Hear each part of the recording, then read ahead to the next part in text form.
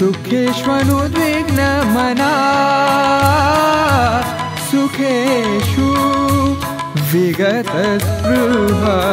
वितरागभय क्रोध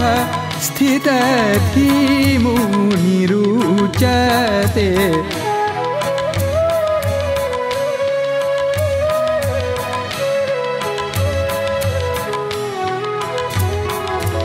ध्यायतो विषयान् पुंसः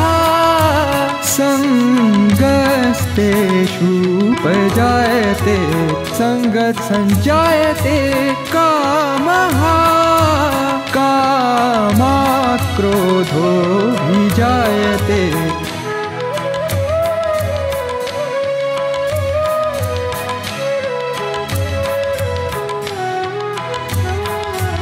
क्रोधाद् भवति सम्मोहः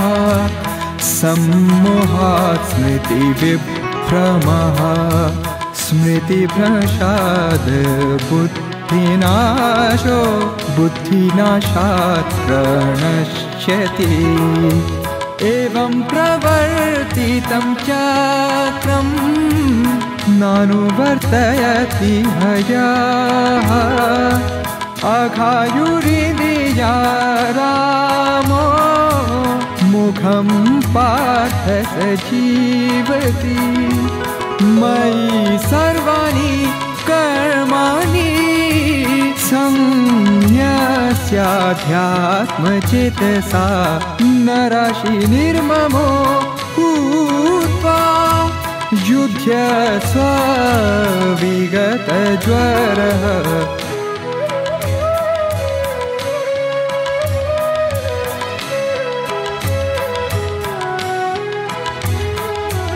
यदा यदा हि धर्मस्य ग्लानिर्भवति भारत अभ्युत्थानमधर्मस्य तदात्मानं सृजाम्यहम् परित्राणाय साधूनां विनाशाय च दुष्कृतां धर्म संस्थापनार्थाय संभवामि युगे युगे. Oh Janardana, let me ask you one more thing. I wish to understand the purpose of Tyaga and Sannyas. Arjun, giving up of all activities that are based on material desire is what great learned men call sannyasa.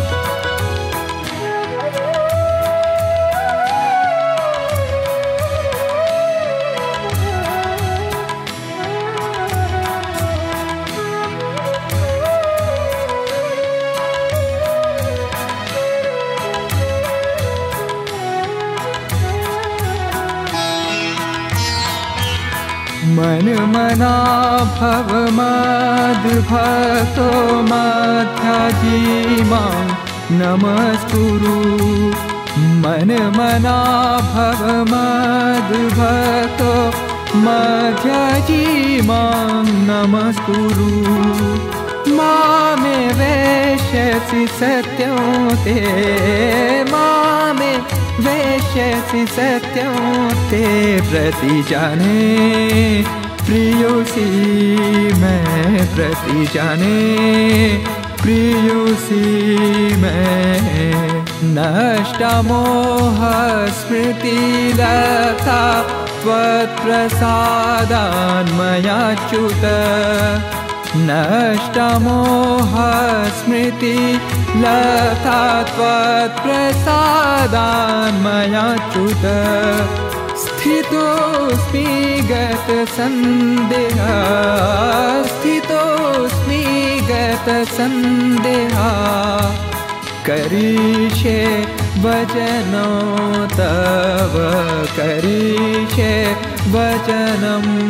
तव